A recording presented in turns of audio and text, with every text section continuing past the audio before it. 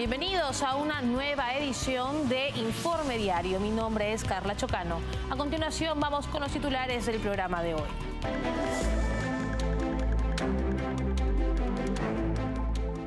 El presidente de Argentina, Javier Milei, anunció que en los próximos días enviará el nuevo acuerdo con el Fondo Monetario Internacional al Congreso, que busca reforzar las reservas del Banco Central y salir del cepo cambiario este año. La administración Trump expresó su respaldo a la decisión de Israel de suspender la entrada de suministros a la Franja de Gaza hasta que el grupo terrorista Hamás acepte prolongar el alto al fuego. Colombia, bajo el gobierno de Gustavo Petro, registró su peor calificación en el índice de democracia del Economist Intelligence Unit desde el 2006, reflejando un deterioro significativo en sus instituciones democráticas. El presidente de Ucrania, Volodymyr Zelensky, señaló que su país está preparado para firmar el acuerdo sobre recursos minerales con Estados Unidos, a pesar de que el pacto no se concretó tras su reunión con el presidente estadounidense Donald Trump. Vamos ahora con la información. En una entrevista con Diario Las Américas, la diputada española Cayetana Álvarez de Toledo criticó a la comunidad internacional por su falta de presión sobre la dictadura de Nicolás Maduro en Venezuela. Criticó especialmente al gobierno de Pedro Sánchez, acusándolo de apoyar al chavismo. Además, instó a reconocer a Edmundo González como presidente legítimo y exigió sanciones más severas contra el régimen venezolano y acciones de la Corte Penal Internacional. En entrevista con Diario Las Américas, la diputada española del Partido Popular, Cayetana Álvarez de Toledo, criticó duramente la postura de la comunidad internacional frente a la dictadura de Nicolás Maduro. Según la parlamentaria, los gobiernos democráticos han fallado vergonzosamente al no ejercer la presión suficiente para lograr una transición en Venezuela. La actitud de cada gobierno frente a Venezuela es la prueba de su compromiso con la democracia, y hasta ahora la comunidad internacional ha fallado estrepitosamente, declaró. Álvarez de Toledo califica de escándalo internacional el abandono de los opositores venezolanos, denunciando la indiferencia ante el encarcelamiento de líderes políticos, la persecución a la campaña de María Corina Machado y el chantaje contra el presidente electo, Edmundo González Urrutia. La diputada acusó directamente al presidente de España, Pedro Sánchez, de trabajar para la permanencia de Maduro en el poder, asegurando que su gobierno mantiene una connivencia ideológica con la dictadura chavista. Sánchez se sitúa en la órbita del Grupo de Puebla y promueve la continuidad del régimen, sostuvo. Álvarez de Toledo instó a los líderes mundiales a reconocer la realidad venezolana sin eufemismos. Maduro es un dictador y Edmundo González ganó las elecciones. Sin verdad no hay democracia. También exigió que la Corte Penal Internacional actúe contra los altos mandos del régimen y que las democracias occidentales mantengan sanciones efectivas para debilitar el control chavista. Finalmente, la diputada alertó sobre la deriva antidemocrática de España bajo Sánchez, denunciando su acercamiento a regímenes autoritarios y su intento de perpetuarse en el poder a cualquier costo. Y el presidente de Argentina, Javier Milei, anunció que enviará al Congreso en los próximos días un acuerdo técnico con el Fondo Monetario Internacional. El objetivo es fortalecer las reservas del Banco Central y levantar el cepo cambiario este año. Durante la apertura de sesiones ordinarias, Milei aseguró que el programa financiero no aumentará la deuda neta, ya que se utilizará para cancelar pasivos emitidos por el Tesoro y en manos del Banco Central. Estamos avanzando en un acuerdo con el Fondo Monetario Internacional para poder terminar de sanear el balance del Banco Central y salir del cepo cambiario definitivamente durante este año.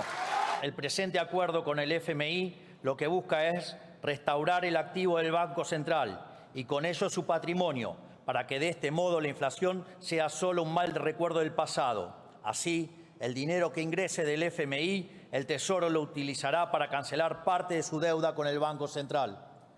Y los fondos para enfrentar esta deuda surgirán de un mayor ajuste fiscal vía reducción del gasto público, de modo tal que la operación resultante en una transferencia de riqueza desde el Estado a todos los argentinos de bien y en especial a los segmentos más vulnerables de la población, ya que ellos son los más castigados por el impuesto inflacionario. En los próximos días le pediré al Congreso que apoye al Gobierno en este nuevo acuerdo con el Fondo Monetario Internacional. Si este Congreso eligiera no acompañar de forma mayoritaria al Gobierno Nacional en esta propuesta que les extiendo, sepan que eso no detendrá el proceso de cambio que el pueblo argentino nos encomendó. Lo vamos a hacer solo, lo vamos a hacer a nuestra manera, pero tarde o temprano lo vamos a hacer, librando la batalla que haya librar en todos los frentes para lograrlo. Pelearemos en el Congreso de la Nación, pelearemos en las provincias y en los municipios, en la legislatura y consejos deliberantes. Daremos la batalla de visitante en los medios analógicos y lo haremos de local en las redes sociales.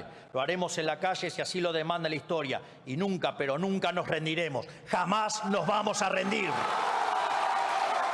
Y el régimen de Daniel Ortega anunció su salida del Consejo de Derechos Humanos de la ONU tras un informe que vincula al ejército nicaragüense con la represión de las protestas del 2018. El informe documenta más de 300 muertos y ejecuciones extrajudiciales coordinadas por el régimen. En respuesta, el canciller Valdrak Jenske acusó a la ONU de supuestamente instrumentalizar los derechos humanos. Ortega y su esposa Rosario Murillo han instaurado un estado policial con persecución política, exilios y encarcelamientos. La comunidad internacional condena sus crímenes mientras miles de nicaragüenses huyen del país ante la continua represión y la falta de libertades. El régimen de Daniel Ortega anunció su salida del Consejo de Derechos Humanos de la ONU en respuesta a un informe que documenta el papel del ejército nicaragüense en la represión de las protestas del 2018. La dictadura, responsable de múltiples violaciones de derechos humanos, ha rechazado sistemáticamente las investigaciones internacionales que evidencian su violencia contra la población. El informe, presentado esta semana por un grupo de expertos de la ONU, confirmó que el ejército de Nicaragua participó activamente en la represión junto con la policía y grupos paramilitares, lo que resultó en más de 300 muertos. Además, se documentaron ejecuciones extrajudiciales coordinadas por el régimen para eliminar la disidencia. En una carta enviada al Consejo, el canciller del régimen, Valdrak Jenske, acusó a la ONU de instrumentalizar los derechos humanos y justificó la retirada como un acto de soberanía. Sin embargo, la realidad es que el régimen de Ortega y Rosario Murillo ha convertido al país en un estado policial, reprimiendo cualquier oposición mediante encarcelamientos, exilios forzados y persecución política. La comunidad internacional ha condenado reiteradamente los crímenes del régimen, pero Ortega sigue aferrado al poder con el apoyo de sus aliados autoritarios. Mientras tanto, miles de nicaragüenses continúan huyendo del país, víctimas de un régimen que ha destruido las libertades fundamentales y ahora pretende evadir el escrutinio internacional. Y ahora les contamos que Colombia ha sufrido su peor calificación en el índice de democracia del Economist Intelligence Unit desde el 2006, marcando un notable retroceso en sus instituciones democráticas. Según este informe, el país descendió 5 posiciones y se acerca al límite de ser considerado un régimen híbrido. Este descenso refleja el creciente debilitamiento institucional, la polarización política y las dudas sobre la independencia del Poder Judicial, lo que pone en riesgo su estabilidad democrática. Colombia ha registrado su peor calificación en el índice de democracia del Economist Intelligence Unit desde el 2006, reflejando un deterioro significativo en sus instituciones democráticas. Según el informe, el país descendió 5 posiciones en el ranking global y se acerca peligrosamente a ser considerado un régimen híbrido.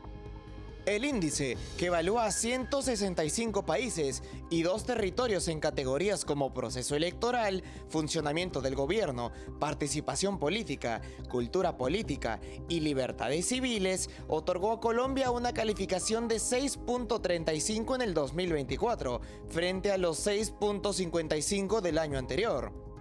Este descenso la posiciona entre las 15 democracias más deterioradas del mundo en el último año y la segunda peor caída en América, solo superada por Jamaica. El informe, titulado ¿Qué está mal con la democracia representativa?, revela el declive de la democracia en Colombia como uno de los casos más preocupantes. La combinación de debilitamiento institucional, cuestionamientos sobre la independencia del Poder Judicial y un clima político cada vez más polarizado han contribuido a este retroceso. El país se mantiene aún en la categoría de democracia defectuosa, pero la tendencia a la baja plantea serias dudas sobre su estabilidad democrática a futuro. Con una creciente desconfianza en el gobierno de Gustavo Petro y señales de concentración de poder, Colombia corre el riesgo de perder su estatus democrático si no revierte esta tendencia. Por otro lado, la vicepresidenta de Colombia, Francia Márquez, denunció amenazas contra su vida y la de su familia, luego de advertir sobre posibles actos de corrupción dentro del gobierno de Gustavo Petro. En una carta publicada en su cuenta de X, Márquez afirmó que no permanecerá en silencio ante las desviaciones dentro del Ejecutivo y aseguró que la lealtad no es callar, sino advertir cuando el rumbo se desvía. Su denuncia se produce en medio de una crisis interna dentro del gobierno de Petro, caracterizada por tensiones, renuncias y reestructuraciones en su gabinete. El conflicto se hizo público el 4 de febrero, cuando Márquez y la entonces ministra de Ambiente, Susana Muhammad, criticaron en una sesión televisada del Consejo de Ministros el nombramiento de Armando Benedetti como jefe de despacho y de Laura Sarabia como canciller. Petro defendió a ambos funcionarios y días después solicitó la renuncia de varios ministros, alegando la necesidad de cumplir con su programa de gobierno. A medida que se intensifican las disputas internas, la denuncia de Márquez revela fisuras dentro del oficialismo y aumenta la incertidumbre sobre la estabilidad del gobierno de Petro, que enfrenta un creciente desgaste político, además de graves acusaciones de corrupción. Y recuerda que hoy en TV Libertad puedes seguir en vivo el primer discurso del presidente Donald Trump ante el Congreso de Estados Unidos, la traducción fidedigna y el análisis desde las 8:30 p.m., hora del este. Nos vamos a la primera pausa del programa. Regresamos con más enseguida. Café Sombra de Pino, un café diferente que crece a la sombra de pinos en Villarrica. Ya lo saben, Café Sombra de Pino, un café premium al alcance de todos.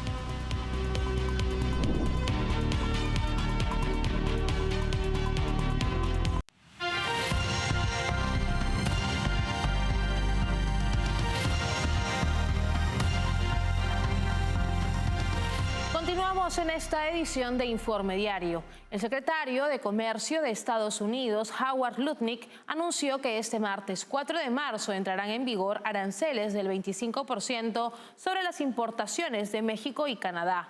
Esta medida, impulsada por la administración de Donald Trump, busca presionar a ambos países para que intensifiquen sus esfuerzos en la lucha contra el tráfico de fentanilo, una crisis que ha cobrado miles de vidas en Estados Unidos. A pesar de reconocer avances en la cooperación de México y Canadá, Lutnick insistió en que los esfuerzos no son suficientes. El presidente está evaluando exactamente cómo quiere actuar con México y Canadá, y esa es una situación cambiante, afirmó en entrevista con Fox News. Delegaciones de alto nivel de ambos países viajaron a Washington en un intento por frenar los aranceles. México, liderado por la presidenta Claudia Sheinbaum, ha extraditado a 29 capos del narcotráfico, incluyendo a Rafael Caro Quintero y líderes de los Zetas como señal de compromiso. Además, el gobierno mexicano ofreció igualar sus tarifas arancelarias a China con las de Estados Unidos.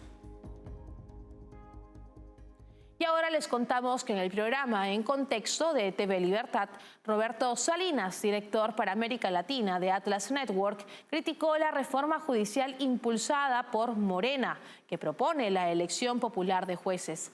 Salinas advirtió que esta medida afectaría la independencia judicial y la seguridad jurídica en México.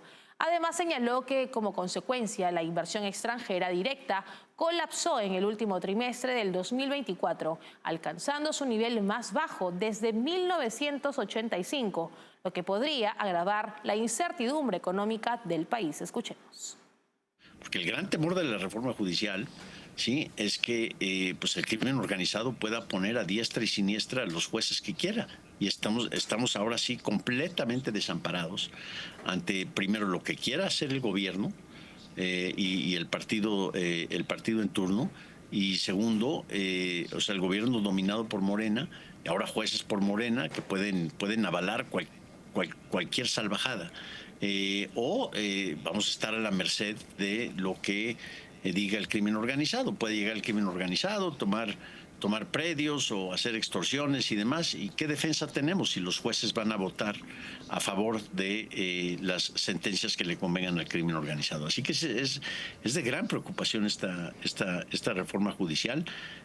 No sorprende, por cierto, el colapso de la inversión extranjera directa en el último trimestre del 2024.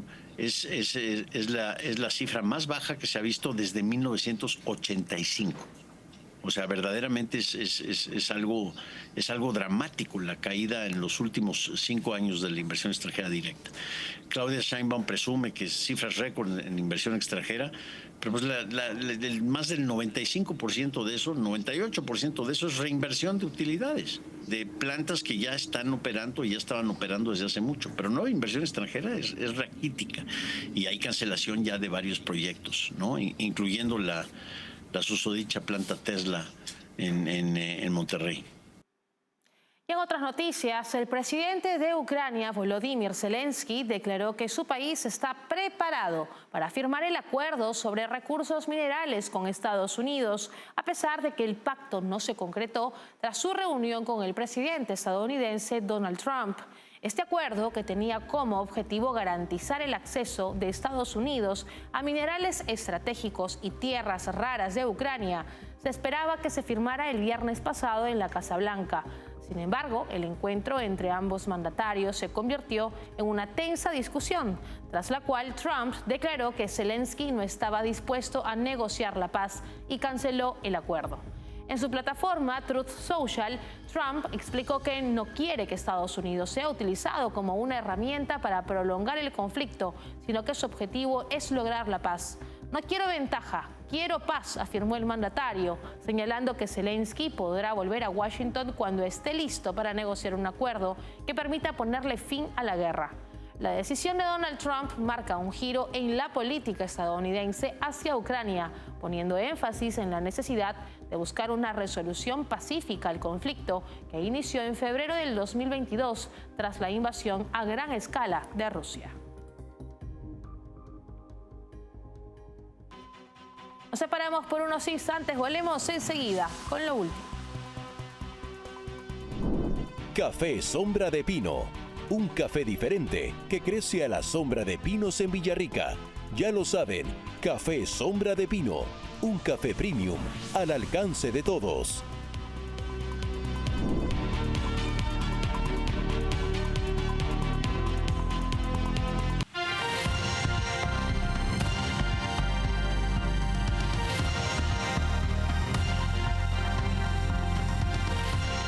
Les contamos que la administración de Donald Trump apoya la decisión de Israel de suspender la entrada de suministros a Gaza hasta que el grupo terrorista Hamás acepte extender la tregua. El portavoz del Consejo de Seguridad Nacional, Brian Hughes, declaró que Israel ha negociado de buena fe para lograr la liberación de los rehenes. Israel anunció la suspensión total del ingreso de bienes y advirtió consecuencias para Hamás si no acepta un nuevo acuerdo. Trump promueve una tregua hasta el 20 de abril, coincidiendo con el Ramadán y la Pascua, con la liberación escalonada de rehenes. El conflicto sigue de manera crítica, con Israel presionando y Hamás buscando beneficios en las negociaciones. La administración Trump ha expresado su respaldo a la decisión de Israel de suspender la entrada de suministros a la Franja de Gaza hasta que el grupo terrorista Hamás acepte prolongar el alto al fuego. El portavoz del Consejo de Seguridad Nacional, Brian Hughes, afirmó que Israel ha negociado de buena fe para garantizar la liberación de los rehenes en poder de Hamás y que la Casa Blanca apoya su decisión de condicionar el ingreso de ayuda humanitaria. Este domingo, el gobierno israelí anunció la suspensión total del ingreso de bienes y suministros a Gaza, advirtiendo que Hamás enfrentará consecuencias adicionales si no acepta un nuevo acuerdo de tregua. Los terroristas de Hamás hasta el momento han decidido no aceptar una extensión de la tregua y el gobierno israelí sostiene que Hamás no ha mostrado disposición para seguir negociando. Según fuentes oficiales, la administración Trump ha promovido una extensión de la tregua hasta el 20 de abril, coincidiendo con Ramadán y Pascua, con un esquema en el que Hamás liberaría a la mitad de los rehenes el primer día y el resto solo cuando se acuerde un alto el fuego definitivo. El conflicto se encuentra en un punto crítico, con Israel presionando para recuperar a sus ciudadanos secuestrados, mientras que el grupo terrorista Hamás intenta sacar beneficios de las negociaciones a costa de los rehenes israelíes. Hemos llegado al final en esta edición de Informe Diario. Para más información pueden escanear el código QR que aparece en este momento en sus pantallas. Estamos en www.grupotvl.com. Nos pueden seguir en Twitch como TVLESP. Nos escuchan en Spotify como TVL en español y también pueden suscribirse a nuestro canal de YouTube TVL en español, donde podrán ver y seguir nuestra señal en vivo. Nos encontramos en una próxima edición. Permiso.